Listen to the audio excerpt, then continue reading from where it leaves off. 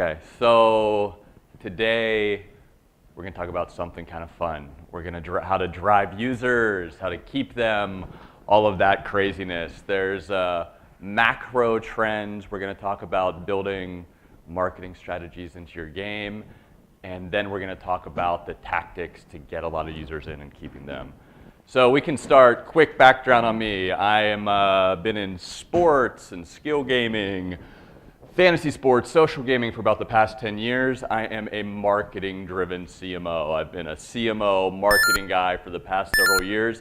Everything I do is marketing focused. Built some really great games from basically 0 to 10 million monthly unique users. Really scaled a lot of great products. My company today is Wedge Buster. You probably don't know much about us. We are very early. We're a social gaming company. The difference here is we built a very robust gaming platform, and it lets us kick out games. Long story short, we're focusing on the casino space with a social gaming platform. But I started in a much different space with this company, Wedge Buster. I started in sports, and I had this vision, and I brought in great people, right? The thesis there. Let's go out and acquire 100 plus of the top lightweight, easy to play sports games. And in a social gaming platform, we're going to build all the key pieces that can monetize this. The challenges, the skill gaming piece, letting guys play against each other in these games that get billions of plays a month, where the only way you could really monetize them before was a lightweight CPM. That changed in a big way because on our social gaming platform that was really focused on sports games, we had a small casino section. And we saw people, and we had really bad casino games. Lightweight slots, just really shitty stuff. Lightweight blackjack, poker, whatever, but people were going there. They were spending time. They were spending crazy cash, and this kind of blew our mind. So we said earlier this year, maybe this trend is right. Maybe we should take our platform, which we built to get into other verticals very quickly, and go into casino. So we built a very robust slot style platform, 30 plus games, all the unlocking, all of that stuff. I did not have high expectations for this product. I thought the market was completely saturated. I just didn't think it would go that big. So I challenged the team. They built it in 30 days. And I said, listen, if we hit this big revenue number, I will take everyone in this company, first class, we'll spend a week in Costa Rica on the beach and go bananas. Week goes by, 2 weeks go by. Oh shit, they hit it, man. I'm like, oh my God. Now I gotta take all these people to Costa Rica, go poolside, go crazy. Not a cheap thing to do. Now in this circle of trust in this room, do not let this go outside. What these people don't know, this is my team. I have a great buddy in Costa Rica who has a 10-bedroom house on the beach, everything going on. Got that for free. A lot of miles. I had like millions of miles. Just about everyone went for free. And the profit of that big number we hit for our first 30 days in social casino paid for the drinks and the craziness. So we did it on the cheap, and I don't know if this scales, but that number on the next goal is going to be a lot bigger, man. I'll tell you that. So that's how we got into casino. Our leading app is Slot Buster. We put it out earlier this year, and it's really starting to go well for us. So now, we're not in this just to be another player. We want to be the leader in the social casino category. We have the team, we have the people, and we think we can do this. But again, it all comes back to me convincing my team to be marketing first. I'm a marketing guy, this is my company, developing amazing products, technologies with a marketing first strategy. Anyone in this room can build something, anyone can have a ton of cash and go get users. Great. But for us, it's really important to build the DNA of the right marketing tools that can really exponentially scale your business to go one step further. And again, we're going to talk about tactics and kind of strategy. And I promise I am going to jump into like the tactics and what's working and what's not working for things that we've done. So building a scalable, all-encompassing marketing strategy. This is my man. Show of hands. Anyone in the room know who Rob Dyrdek is? Like 7 people. So if you know him, he's the best ever, right? If you don't, he's a skateboarding, dropped out of high school at 16, like 4 shows on MTV. He is the smart, and he's an investor and good friend, but he is the smartest guy in the marketing world that I have ever come across. He's brilliant. His model is a scalable branded media model. And really what that means is he creates amazing content, great television shows on MTV, great viral videos, great small games. He has 8 other brands, and he's able to wrap them all into each other and cross-promote them through all of these channels. This guy is killing it. And when I started the business and when I'm trying to really understand how I can scale to the masses, our technology and the way that we build, scale, market, understand analytics had to come from a proprietary platform. And for us, this acronym is going to sound funny to you guys. We internally call it the E to E SGP, end-to-end scalable gaming platform. In a super high level, and this is kind of our master plan, we have this crazy thing called the gaming factory. Now, this is important because I can kick out games at lightning speed. I can kick out games in a month. I put out Slot Buster, which is printing cash right now, in 30 days.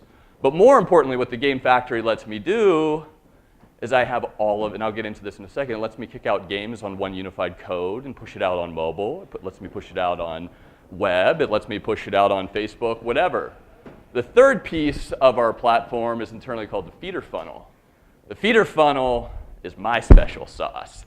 This is how we get a lot of users in the door. These are proprietary analytics tools. This is game-to-game, app installs. This is my fun stuff. Probably the most important piece is something we call the gaming graph, and we're going to get into tactics here in a second. But this is about understanding who your users are, monetizing them, all that fun stuff, really deep cohort analysis. So really quick, game factory. For me, gotta go cross-platform. Gotta hit mobile, gotta hit web, gotta hit Facebook. So we crank out games at lightning speeds. So today you see Slot Buster. Next month you'll see, well, I think you're gonna see Jewel Buster, but Bingo Buster, Casino Buster, Lotto Buster, all coming out the door.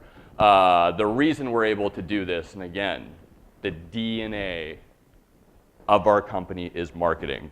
Scalable architecture to take themes, slot, casino, lotto, push games out fast, robust gaming engines all tied together, unified code. Let's get away from this and get into more of the fun stuff like how to drive users. So at a macro level, our feeder funnel is, I'm an aggressive marketing guy. I do everything across the board. But let's talk about some of the macro platform stuff first. So we built these internal tools. And by the way, anyone have any questions, want to start talking about stuff, please feel free, throw it out, interrupt me, whatever. But we have internal tools that we've built to drive users at the lowest cost. I acquire users in Facebook, high quality, great monetization for under 30 cents per install. And it's very hard work, and it's taken me a long time to do that, but we kill it, and that scales. We are very big on cross-platform, cross-channel marketing, meaning driving someone from Facebook to mobile, really getting that user to be engaged. And we seamlessly built our technology to be able to go out with several distribution partners to easily, if you guys have ever done a deal with a major media partner, it's usually a huge pain in the ass to get integrated. So we're now at AOL and Spill Games and several others. We get a lot of users from these guys. But before I jump into tactics, one quick thing that I've learned, man, I've been at companies, I've made the mistake. It's like a lot of people mix match like, hey, driving users, you know, the acquisition, analytics, and crunching numbers for acquisition against like creating ads and creativity and building campaigns. This was just something I just threw in. When you're building great campaigns to drive millions of users, separate these two things. This guy who's running your acquisition analytics and crunching numbers and telling you what cohorts are working and what's what, he should be over on the left. These other guys who are brilliant at coming up with great marketing and branding ideas, they should be over here, and these guys should work together. And at a lot of the companies I've been at, this is all the same person. And maybe those people do exist, but that's just one quick thing that I've seen. So I break my teams off into more of analytical and creative sides on the marketing piece. Driving acquisition at scale. So I can't give away my special sauce on everything that we do. So I'm going to talk to a lot of these points. So first off, it's actually about having a schedule, tracking it, and making a massive commitment. Most people take marketing as kind of a half-ass approach and just kind of spend it on CPIs and let it come in. I don't know. We are very focused. So we have a number of channels that we market that we've seen a lot of success. I'll tell you, hands down for us, right rail, Facebook mobile kills it. We have been every single marketing channel you can imagine.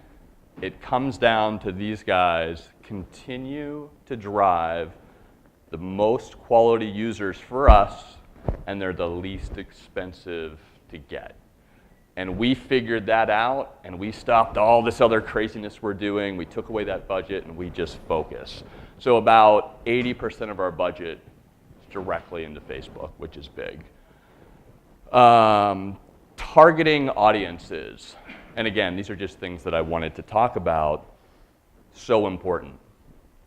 Everyone kind of throws out that broad net, but once you understand who that user is and how you can scale it, for us, like I showed the guys at the beginning, you know, I really don't market to those guys now. There's certain countries, certain ages, certain, you know, interests where I go after guys that I can get into casino and slots, and they're okay. But there is a specific, for Slot Buster, there is a person I am looking for. I know their age, I know where they're located, I know what they like, and there are a lot of them out there. A lot more people into casino than sports, I'll tell you that. I don't know, incentivized ads, exchange networks. I'm always shaking things up. This was a bad idea. Does anyone in here like work with an exchange network, like Maldau, Clickwall, you know, any of those guys? Yeah, so I had a thesis, and I was wrong. Last month I said, man, maybe those crazy ads, they drive us a shitload of users. And a lot of those users make us a ton of money. But what if I take them off? I mean, there are a lot of slots ads up there. They are competitors. What if I take those off? Maybe I can keep users to stick around. Maybe they'll be more engaged. And when they run out of my chips, maybe they won't quickly jump somewhere else. Maybe they'll buy. No, they left. They didn't spend more money. My revenue, my installs, everything went down. So that was a big mistake. But those actually work for me. And the partners out there doing it are great. Incentivized, I have not had much luck with. I know a lot of people in the audience probably use it. I don't care about garbage traffic. I'm not in the sponsorship business. I'm about quality users that put down their credit card and pay. SEM, I don't know. SEM is interesting. I haven't been able to get a good marketing ad online to back into me anything close to what Facebook does. You know, whether it's with with sponsorship, with partners, ads on Google, whatever it might be. I personally am just not able to get SEM to really move the needle. SEO, lightweight, doesn't move the needle. We spend money, we spend it on Facebook, and we look for ways to drive users in the door and cross-promote them. Exchange networks are definitely working for us. One thing that we do we work hard at marketing, man. We have, in the past 3 months, put out more than 10,000 ads. These are optimized every day. We track them every day. There is one person in my company, and I'm a small company of 10, 11, 12 people. All he does is work on ads, monitor those ads, optimize those ads. Brute force gets it done, because if we didn't optimize them daily, they'd be up. I'd be paying 60, 70, 80 cents a buck CPI. So that guy, we keep it fresh. You know, we really get after that. Some other kind of macro marketing plays that move the needle for us. Virality, kind of tough in Facebook, kind of tough in mobile, but we built these things into the platform. I don't know what other guys are seeing, but our spenders, the people that are most engaged with us, have the most friends. So a big thing that we do with our product is say, hey, everything we build has to have something in it that gets more friends in the door, because those are the most valuable users. So we really try to do that. We talked about cross-platform. Again, this is going social, web, mobile, everything I do. Candy Crush and King are the best at it, I think, but it's about if I'm playing in Facebook, I want you playing on mobile. If I'm playing at AOL, Slot Buster at AOL, I want to be playing that game on mobile as well. So all of those things make sense, and we're really big on distribution partners. They drive a lot of traffic and make a lot of money for us. And that's kind of how this works. So what we do, again, everyone does this. We take our games and kind of cross-promote them internally. This is the only game live right now. We send these out. Again, our unified code kind of goes out. Facebook, mobile, great, and it all kind of comes back and forth. Our main goal is to get those guys playing as both. We kick out our games to distribution partners like Spill, AOL. Right now, we're adding about 2 distribution partners a month. We built this code, so again, it's not a pain in the ass to integrate with these guys every time. Find the right partners, great distribution, especially for mobile. And again, when we put out a new game, instant distribution for it, not only with our games, but with our partners. All right, let's talk about some, how are we looking on time? Oh, not great? Oh man, I get going. Okay, quickly, gamer graph. This is, let's just jump to tactics. Our retention tactics, this is work. This is a lot of work to do it right. So I know a lot of other people are operators here, but for us as small companies, retention tools are critical. I spend more money on retargeting than I do on acquisition. And majority of my sales come from retargeting ads that we push out. So fresh content, hit hard, pushing it out. When we put out games, there are 12 things that we do, 15 things we do on the site, whether it's branding, our chip stores, the marketing, all of our marketing on right rail, the fan pages, all of those things are centered around that. We hit it hard. Email, daily email, believe it or not, unbelievable. I don't know if it's just us or if other people are having success with it. About 10% of our audience comes through email clicks a day, which is amazing. Notifications right now in Facebook, we're doing about 20,000 notifications a day, and we could do about app notifications to the user. We're doing about a 25% CTR. I totally screwed this up at first. I could not get above 17%, which is their minimal requirement to send those out. Took some time tweaking, sending it to the right groups, and now we're doing well with about 20,000 a day. Community, real important. We do multiple posts. We just found out that at a certain time at night when we send a post, it really moves the needle. So we do 2 to 3 posts a day, call to action, customer service. You'd be amazed how far this goes. Just if you're an operator, we get a lot of emails. Hey, I didn't get my chip. Say this doesn't work. So being quick on customer service is important. VIP program, take care of those whales. I'm a bipolar guy because of my daily revenue. Some days are great, some days are a little down. Yesterday I had like 5 whales go off, so I was very high. Today, we'll see. But whale management is critical, reaching out to these people, understanding who they are. You can't give them things, but you can give them free stuff. Oh, so am I done? Summary, everything at my company starts with marketing, but I'm surrounded with unbelievable tech and product people. Marketing tactics, money can drive lots of users, but make sure when you're doing game design to build those marketing strategies into your game so it can exponentially scale. Keeping users coming back, huge commitment. Macro in-game features are so important. You have to be relentless to getting these users to coming back. You have to have a plan. You have to follow it. You can't get lazy. We're very early. Our products have been out for 4 months, 5 months, whatever. It's starting to work. We'll see. We got a lot more to come. So anyone have any questions? Oh, go, my man.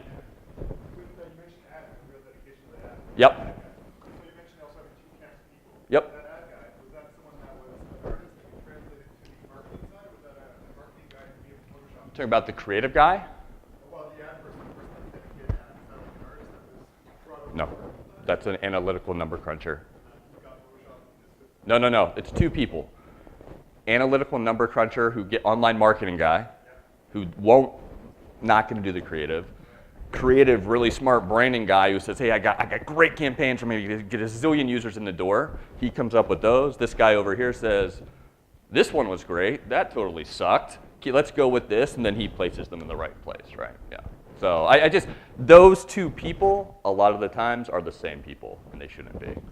So. All right, thanks a lot. Thanks, Scott. We're going to move on in a few minutes. All right.